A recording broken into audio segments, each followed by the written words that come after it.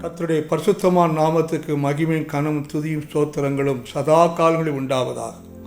இந்த நாளில் கர்த்தர் தெரிந்து கொண்ட வசனம் சங்கீதம் 2வது அதிகாரம் 12வது வசனம். குமாரன் கோபம் கொள்ளாமலும் நீங்கள் வழியிலே அழியாமலும் இருக்கும்படி அவரை முத்தம் செய்யுங்கள். கொஞ்ச காலத்தில் அவருடைய கோபம் பற்றி எரியும். அவரை அண்டிக் கொள்கிற யாவரும் பாக்கியவார்கள். ஜெபம் செய்வோம். எங்களை நேசிக்கிற பரலோக பிதாவே, நல்ல வேலைக்காக உமக்கு கோடி ஸ்தோத்திரம். உம்முடைய வார்த்தையினால், உம்முடைய வல்லமை, உம்முடைய அபிஷேக வார்த்தையினால் எங்களோடு பேசுங்கப்பா. ஆண்டவரே, உம்முடைய வார்த்தையில் ஜீவனும் வல்லமை உண்டுப்பா. எங்களோடு பேசும், நாங்கள் கேட்குறோம். எல்லா மகிமை பக்கம் தர்றோம். இயேசு கிறிஸ்து நாமத்தை செபிக்கிறோம் நல்ல பிதாவே, ஆமென். எபிரேயர் 12வது அதிகாரம் 29வது வசனம் சொல்லுது, நம்முடைய தேவன் பட்சிக்கிற அக்கினியாக இருக்கிறாரே. ஆமென். 1 யோவான் 4:8 தேவன் அன்பாக இருக்கிறார். ஆனால் நம்முடைய தேவன் பட்சிக்கிற அக்கினியாக இருக்கிறார். ஆமென். ஸ்தோத்திரம். எதனால் தேவ கோபம் உண்டாகிறது என்றால், நம்பர் 1, நாம் முறுமுறுத்தா தேவனுடைய கோபம் நம்ம மேலே மூடும். என்னாகும் 11:1 சொல்லுது, பின்பு ஜனங்கள் முறையிட்டு கொண்டிருந்தார்கள், கர்த்தருடைய செவிகளில் பொல்லாப்பாக இருந்தது. கர்த்தர் அதை கேட்டபொழுது அவருடைய கோபம் மூண்டது. கர்த்தருடைய அக்கினி அவர்களுக்குள்ளே பற்றி இருந்தது. பாளையத்தின் கடைசியிலிருந்து சிலரை பட்சித்ததாம். ஆமென். முறுமுறுக்கிறது, தேவனுக்கு விரோதமாக முறுமுறுக்கிறது பெரிய பாவம். ஆகிறதான் பிலிப்பியர் 2வது அதிகாரம் 16வது வசனம் சொல்லுது, எல்லாவற்றையும் முறுமுறுப்பு இல்லாமலும் தர்க்கிப்பு இல்லாமலும் செய்யுங்கள். ஆமென். 2வது ஆண்டு சொல்கிறாரு, தேவ மனிதனுக்கு விரோதமாய் பேசும்பொழுது அவனுடைய கோபம் மூடும். ஆமென். 2:12 மோசையோட அண்ணன் ஆரோன், மோசையோட அக்கா மிரியா 2 பேரும் ஆமென் தேவனால் தெரிந்து கொள்ளப்பட்ட மோசைக்கு விரோதமாக பேசினாங்க. 12:10 வாசித்து பாருங்கள். ஆமென். 12:9 கர்த்தருடைய கோபம் அவர்கள் மேல் மூண்டது. ஆமென். 12:10 மிரியாம் உறைந்த மழையின் வெண்மை போன்று குஷ்டரோகி ஆனாள் என்று வேதத்தில் பார்க்குறோம். ஆகவே அபிஷேகம் பண்ணப்பட்ட சவுலுக்கு விரோதமாக தாவீது கரத்தை நீட்டலை. இன்றைக்கு நாமும் அபிஷேகம் பண்ணப்பட்ட மக்களுக்கு விரோதமாய் சோத்திரம் நாம் பேசாதபடி காத்துக்கொள்வோம். 3வது ஆண்டவர் தேவ கோபம் எதனால் மூடும் என்றால், அவன் பாவத்தை மறைக்கும்போது கோபம் வரும். யோசுவா 6வது அதிகாரம் 17வது வசனத்தில், எரியோ பட்டணத்தை ஆமென் இதிலுள்ள யாவும் கர்த்தருக்கு சாபத்தீடாக இருக்கும் என்றார். ஆமென். ஆமென். ஆகான் யோசுவா 7வது அதிகாரம் 1வது வசனத்தில், ஆகான் சாபத்தீடானதில் சிலதை எடுத்துக்கொண்டான். ஆமென். பாபிலோனின் சால்வை, ஆமென் சோத்திரம் 200 மதிப்புள்ள வெள்ளி சேக்கல், ஆமென் 50 சேக்கல் பொன் பாத்திரம் எல்லாத்தையும் எடுத்து பாளையத்தில் புதைத்து போட்டான். வேதம் சொல்லுது. ஆமென். யோசுவா 7:13 ஆமென் சாபத்தீடானது, யோசுவா 7:13 சாபத்தீடானது ஆமென் உங்கள் நடுவே இருக்க, நீங்கள் சாபத்தீடானதை உங்கள் நடுவில் விலக்காது இருக்க மட்டும் நீங்கள் உங்கள் சத்துருக்கு முன்பாக நிற்க முடியாது என்று இஸ்ரவேல் தேவனாய் கர்த்தர் சொல்கிறார். அருமையான. அதனால் என்ன நடந்ததுன்னா, அடுத்த யுத்தத்தில் ஆகிப்பட்டது யுத்தம் போகிற பொழுது 36 பேர் வெட்டுண்டு மரித்தார்கள். ஆமென். இந்த ஆகானும் கண்டுபிடிக்கப்பட்டான். அவனை கல்லெறிஞ்சு கொல்லப்பட்டான். ஆமென்.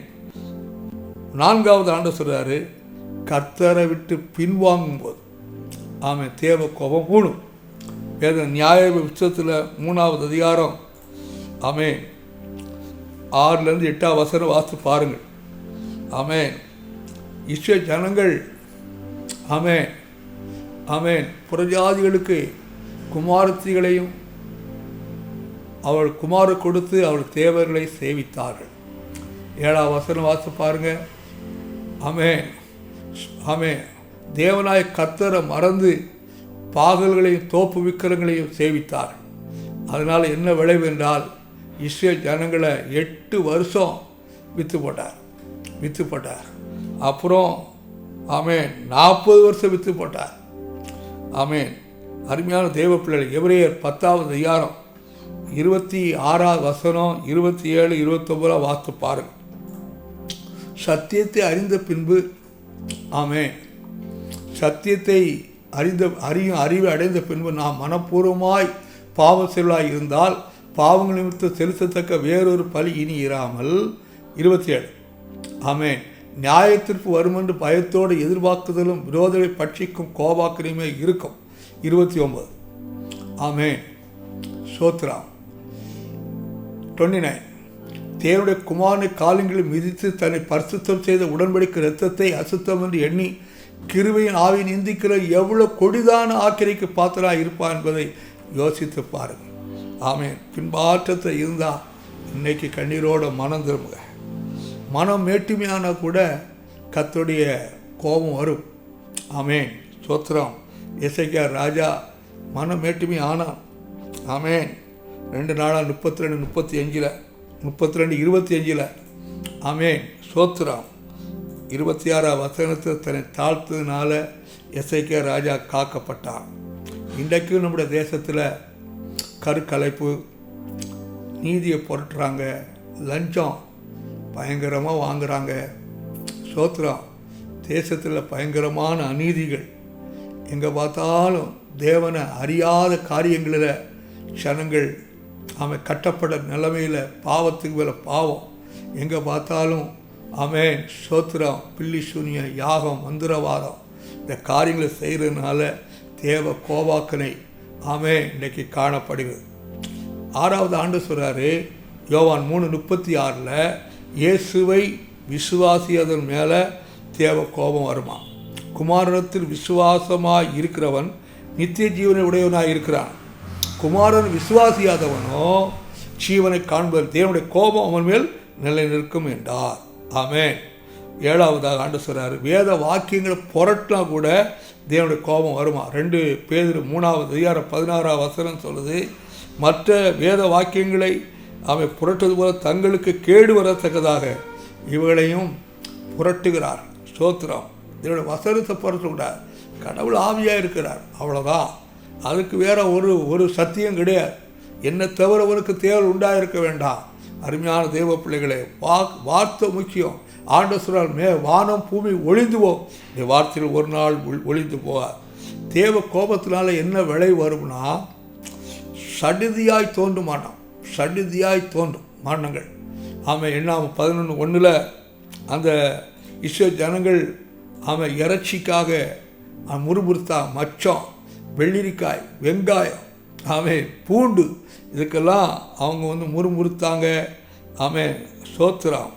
தேவ பிள்ளைகளே, அதனால் தேவ கோபாக்கில் வந்துச்சு. ஆமேன். அல்லேலூயா. என்னாவன் 11:33 எடுத்து வாசிப்பார். 33 பாருங்கள். அந்த ஆமேன் இறைச்சியை வாயில் வச்சு ஆமேன் சோத்திரம் மென்று தின்னும் முன்னே கர்த்தருடைய கோபம் ஜனங்களுக்குள்ளே மூண்டது. கர்த்தர் ஜனங்களை மகா பெரிய வாதையால் பாதித்தார். ஆமேன். வியாதிகள், ஆமேன் வியாதி, இன்னைக்கு கொள்ளை நோய்கள் ஒரு பெரிய வாதை. உலகமெங்கும் இந்த வாதை பயங்கரமாக இருக்கு. ஸ்தோத்திரம். எல்லாரும் ஸ்தோத்திரம். இந்த வாதை எதனால் வருதுன்னா பாவத்தினால தான். பாவத்தினால ஆண்டவர் என்னை வியாதி, கொள்ளை நோய்கள் பெருக்கெடுத்திருக்கு. ஸ்தோத்திரம். எரேமியா 4வது அதிகாரம் 26, 27 வாசி பாருங்கள். பஞ்சம் அழிவு வரும். ஆமேன். ஜனங்கள் ஆமேன். இந்த வருஷம் கொடுக்குற தீர்க்க தரிசனம் ஒன்று என்னென்னா, இந்தியாவில் பஞ்சம் வருமா. என்ன பஞ்சம்னா, ஜனங்கள் வாங்கி சாப்பிடக்கூடாத அளவுக்கு ஆமேன் அந்த சக்தி இல்லாமல் போயிடும். அப்படின்னா பயங்கரமாக ஆமேன் ஊரடங்கெல்லாம் வரலாம். நம்ம ஜெபம் பண்ணுவோம், கர்த்தர் இரக்கம் பாராட்டுவாராக. புலம்பல் 4வது அதிகாரம் 16வது வசனம் சொல்லுது, ஆமேன் தேவ கோபத்தில் விளைவு என்னன்னாக்கா சிதறடிக்கப்படுவார். கர்த்தருடைய கோபம் அவளை சிதறடித்தது. அவள் இனி அவரை நோக்கார். என்று வேதம் சொல்லுது. நோக்கா அருமையான தெய்வ பிள்ளைகளே, 1 கொரிந்தியர் 3வது அதிகாரம் 16-17 வசனத்திலையும் வாசித்து பாருங்கள். அங்கே ஆண்டவர் சொல்கிறார், அவன் நீங்களே தேவனுடைய ஆலயம், ஒருவன் தேவனுடைய ஆலயத்தை கெடுத்தால் தேவன் அவனை கெடுப்பார். சோத்ரா, தேவன் அவனை கெடுப்பார். நீங்களே தேவனுடைய ஆலயமாக இருக்கிறீர்கள், தேவனுடைய ஆவி உங்களுக்கு வாசமாக இருக்கிறது அறியீர்களா? ஒருவன் தேவனுடைய ஆலயத்தை கெடுத்தால் அவனை தேவன் கெடுப்பார். சோத்ரா. ஆகவே வேதம் சொல்லுது, கொலேசியர் 3வது அதிகாரம் 5வது வசனம் 6வது வசனத்தை எடுத்து வாசித்து பாருங்கள். ஏன் மனுஷன் மேலே தேவ கோபம் வருது? விபச்சாரம், அசுத்தம், மோகம், துரிச்சை, விக்கிர ஆராதனை, பொருளாசை ஆகிய இவைகளை பூமியில் உண்டுபடுங்கள், அவைகளை அழித்து போடுங்கள். 6வது வசனம், இவைகளின் பொருட்டை கீழ்ப்படியாவின் பிள்ளைகள் மேல் தேவ கோபாக்கனே வருமா? ஆமென், அல்லேலூயா. ஆகவே அருமையான தேவ பிள்ளைகளே, இந்த நாளிலே தேவ கோபாக்கனை தப்பிப்பது எப்படி? முதலாவது ஆண்டவர் சொல்கிறாரு, மனந்திரும். ஸ்தோத்திரம். அவ்வளோதான். தேவனோடு உறவு வேணும். எசேக்கியேல் 18வது அதிகாரம் 23வது வசனத்தை வாசித்து பாருங்கள். மனந்திரும். துன்மார்க்கன் சாகிறது எனக்கு பிரியமோ, அவன் தன் வழிகளை விட்டு திரும்ப பிழைப்பதல்லவோ எனக்கு பிரியம் என்று கர்த்தராகி ஆண்டவர் சொல்கிறார். அல்லேலூயா. ஆகவே என்ன பாவமாக இருந்தாலும், எவ்வளோ பெரிய பாவத்துக்குள்ளே நீ இருந்தாலும் சரி, இன்றைக்கு நீங்கள் மனம் திரும்பி இயேசுவே நீ கூப்பிட்டா போதும், நான் மனம் திரும்புகிற ஆண்டவரை, இனி இந்த பாவத்தை செய்ய மாட்டேன் என்று நீங்கள் ஒப்பு கொடுத்து பாருங்கள். அந்த கோபங்கள் மாறும், சாபங்கள் மாறும், வியாதிகள் மாறும், நெருக்கங்கள் மாறும். ஆமென். ஆண்டவர் சொல்றார் அப்போஸ்தலர் 3:20, உங்கள் பாவங்கள் நிவர்த்தி செய்யும் பொருட்டு நீங்கள் மனம் திரும்பி குணப்படுங்கள். ஆமென். மனம் திரும்பணும்.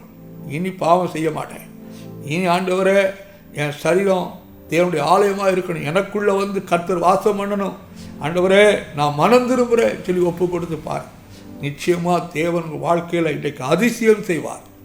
2வது ஆண்டவர் சொல்கிறாரு, 1 தீமோத்தேயு 3வது அதிகாரம் 9வது வசனத்திலிருந்து வாசித்து பாருங்கள். அங்கே விசுவாசத்தின் ரகசியத்தை சுத்த மனசாட்சியிலே காத்து கொள்ளுகிறவர்களாக இருக்க வேண்டும். ஆமென். அப்போ விசுவாசத்தின் ரகசியம் என்னன்னா, நமக்குள்ள தேவ கோபம், ஆமென், தேவ கோபம் காணப்படாமல், குடும்பத்தில் காணப்படாமல் இருக்க வேண்டுமானால், அருமையான தேவ பிள்ளையே, நமக்குள்ள சுத்த மனசாட்சி, நல் மனசாட்சி இருக்குது. அந்த நல் மனசாட்சி இருக்கணும். ஆமென். அங்கே இயேசு கிறிஸ்து நமக்குள்ளே வந்து வாசம் பண்ணணும். ஆமென். அதான் ரகசியம். இயேசு எனக்குள்ளே இருக்கிறார். 1 கொலேசியர் 1:27, கிறிஸ்துவானவர் மகிமை நம்பிக்கையாய் எனக்குள்ளே வாசமாக இருக்கிறார். ஆமென். அந்த ரகசியம் எனக்குள்ளே இயேசு இருக்கிறார். அதை சுத்த மனசாட்சியில் நம்ம காத்துக்கொள்ள வேண்டும் என்று கர்த்தர் சொல்கிறார். ஆண்டவர் சொல்கிறாரு, 1 தீமோத்தேயு 1வது அதிகாரம் 18-19 வாசித்து பாருங்கள். ஆண்டவர் சொல்கிறாரு, ஆமென், ஸ்தோத்திரம். பவுல் தீமோத்தேயுவை பார்த்து சொல்கிறார், நீ விசுவாசமும் நல் மனசாட்சியும் உடையவனாயிரு. அல்லேலூயா. இன்றைக்கு தேவ பிள்ளையே, விசுவாசத்தை சுத்த மனசாட்சியில் காத்துக்கோ. ஆமென், ஸ்தோத்திரம். விசுவாசமும் நல் மனசாட்சி உடையவனாயிரு. பவுல் சொல்கிறார். ஆமென். பேதுரு கூட சொல்கிறார். பேதுரு, ஆமென், எபிரேயர் 13வது அதிகாரம் 18வது வசனத்தை வாசித்து பாருங்கள். அங்கே அழகான ஒரு வசனம் இருக்குது. எபிரேயர் 13:18, ஆமென், ஸ்தோத்திரம். எங்களுக்காக வேண்டிக் கொள்ளுங்கள், நாங்கள் நல் மனசாட்சி உள்ளவர்களாய் எல்லாவற்றிலும் யோக்கியமாக நடக்க விரும்புகிறோம் என்று நிச்சயித்து இருக்கிறோம். அல்லேலூயா. அருமையான ஸ்தோத்திரம். யோக்கியமாக நடக்கணும்னாக்கா உள்ளுக்குள்ளே நல் மனசாட்சி இருக்கணும். ஆமென். இந்த நல் மனசாட்சி நம்ம மூலி ஞானத்தான் எடுக்கும்போது தான் கர்த்தர் நல் மனசாட்சியை தருகிறார். 3வதாக ஆண்டவர் சொல்றார், சங்கீதம் 96:9, சங்கீதம் 29:2 இந்த வசனங்களை வாசித்து பாருங்கள். பரிசுத்த அலங்காரத்தோட கர்த்தரை தொழுது. ஆண்டுடைய கோபம் நம்ம மேலே வரக்கூடாது, கர்த்தருடைய ஆசீர்வாதம் நம்ம மேலே வரும். கர்த்தருடைய ஆசீர்வாதம் தான் ஐஸ்வர்யத்தை தரும், அதனோடு கூட வேதனை கூட்டா. அருமையான தேவ பிள்ளைகளை, பரிசுத்த அலங்காரத்தோட ஆண்டவர் நம்முடைய தேவ சாயலாக, தேவனுடைய ரூபமாக நம்மளை படைத்திருக்கிறார். ஜீவ ஆவியை நமக்கு கொடுத்து ஜீவ ஆத்மாவாக உருவாக்கி இருக்கிறார். இன்றைக்கு தேவ பிள்ளையே, ஆண்டவர் நம்மளை அந்த பரிசுத்த அலங்காரம், நம்முடைய கண்கள், வாய், நாக்கு, உதடுகள், கைகள், கால்கள், செவிகள் எல்லாம் பரிசுத்தமாக காணப்படும் பொழுது ஆண்டோடைய ஆசீர்வாதம் மேலே வரும். அல்லேலூயா. அதற்கு நம்ம பரிசுத்தமாய் வாழ நம்மளை ஒப்பு கொடுக்கப்படும். இயேசு கிறிஸ்து இரத்தத்தால் கழுவப்பட்டு பரிசுத்தமாக நான் வாழ்வேன், நான் தீட்டுப்பட மாட்டேன், ஆண்டவரை உமக்கு பிரியமாக வாழ்வேன் சொல்லி ஒப்பு கொடுத்து பாருங்கள். கர்த்தர் உலகத்தானுக்கு நமக்கு ஒரு பெரிய வித்தியாசத்தை கொடுத்து உயர்ந்த அடைக்கலத்தில் வைப்பார். அவன் வலது பக்கத்தில் 1000 பேர், இடது பக்கத்தில் 10000 பேர் விழுந்தால் நம்மை அணுகாது. அல்லேலூயா. அருமையான தேவ பிள்ளைகளே, 2 பேர் 3ஆவது அதிகாரம் 18ஆம் வசனம் சொல்லுது, ஆவிக்குரிய வாழ்க்கையில் வளரணும். ஆமென். நாம் மற்ற மக்களுக்கு ஆசீர்வாதமாக இருக்கணும். ஆண்டவர் சொல்கிறாரு, ஆமென், நம்முடைய கர்த்தரும் இரட்சகருமாக இருக்கிற இயேசு கிறிஸ்து கிருபை, ஆமென், கிருபையும் கிருபையிலும் அவரை அறிகிற அறிவிலும் வளருங்கள். ஆமென். கிருபை, ஆண்டவர் கிருபை நம்மளை தாங்க. கிருபை நம்ம நீதிமானை ஆண்டவரே நீதிமான கிருபை சூழ்ந்து கொள்ளுவான். என் கிருபை உனக்கு போதும், பலவீனத்தில் என் பலம் பூர்ணமாக விளங்கும் சொன்ன ஆண்டவர். ஆமென். அவருடைய கிருபை நம்மளை தாங்கும்போது நம்ம எவ்வளோக்கு எவ்வளோ தாழ்த்துகிறோமோ, எவ்வளோக்கு எவ்வளோ ஆண்டவர் சமூகத்தில் ஒப்பு கொடுக்குறோமோ அந்த கிருபை நமக்குள்ளே பெருகும். ஆண்டவருடைய அறிவு, அவருடைய மகா பரிசுத்தமுள்ள தேவன், அவர் அல்பா ஒமேகா, ஆதி அந்தம், அவர் முந்தினவர் பிந்தினவர் உயிருள்ளவர். ஆமென். அவர் இன்றைக்கு ஜீவனோடு இருக்கிறார். இயேசு கிறிஸ்து இன்றைக்கும் ஜீவனோடு இருக்கிறார் என்பதை நாம் விசுவாசித்து ஆமென் அவருக்குள்ளே வளரணும். ஆண்டவர் சொல்றார், 1 பேதுரு 2ஆவது அதிகாரம் 3ஆம் வசனம் சொல்லுது, நீங்கள் வளரும்படி புதிதாய் பிறந்த குழந்தையை போல திருவசனமாகிய ஞானப்பால் மேல் வாஞ்சியாக இருக்கணும், வளரணும். வசனத்தை நல்லா படிக்க படிக்க படிக்க நிச்சயமாக தேவனுடைய ஆசீர்வாதம் நம்ம மேலே இறங்கும். கர்த்தர் நடத்துவார். ஆமென். அவருடைய வசனம் நமக்குள்ள பலசாலியாக மாற்றிடும். ஆமென். ஆமென். ஆண்டவர் பழைய ஏற்பாட்டில் இஸ்ரவேலர்களுக்கு 40 வருஷம் மன்னா கொடுத்தார். அவர்களுக்கு காண்டாமிருகத்துக்கு பலன் இருந்ததா. இன்னைக்கு உங்களுக்கு கிறிஸ்துவின் பலன், காண்டாமிருகத்தோட கிறிஸ்துவின் பலன் மகா பெரியது. அவருடைய பலன் வேணும்னாக்கா திருவசனமாய் களங்கமில்லாத ஞானப்பாலின் வாஞ்சியார். எப்பொழுதும் வேதத்தை நல்லா கிடைக்கிற நேரமெல்லாம் வேதத்தை வாசி, வேதத்தை தியானம் பண்ணு, வேதத்தை மனப்பாடம் பண்ணு. கர்த்தர் உங்களை வாழாக்காமல் தலையாக்குவார்.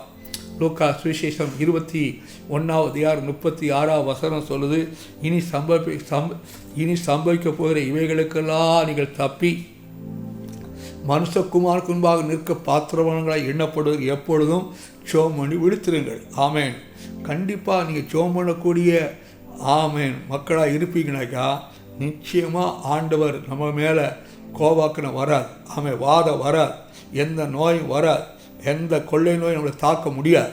கர்த்தர் அதிகாரத்தை எடுத்துக்கோ, வல்லமை எடுத்துக்கோ. ஸ்தோத்திரம். இயேசுவின் நாமத்தை சொல்லு. இயேசுவின் நாமத்தினால அப்பால போ சாத்தானே, இயேசுவின் நாமத்தினோட வல்லமையை முறிக்கிறேன்னு சொல்லு.